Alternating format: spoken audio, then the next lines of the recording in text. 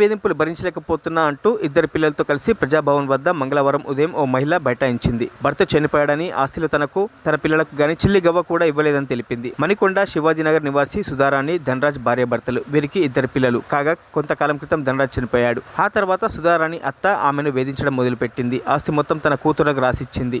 నానాటికి అత్త వేధింపులు అధికం కావడంతో భర్త ఫోటో, తన ఇద్దరు పిల్లలను వెంటబెట్టుకుని ప్రజాభవన్కు వచ్చిన సుధారాణి అక్కడే బైఠాయించి తన నిరసన తెలిపింది.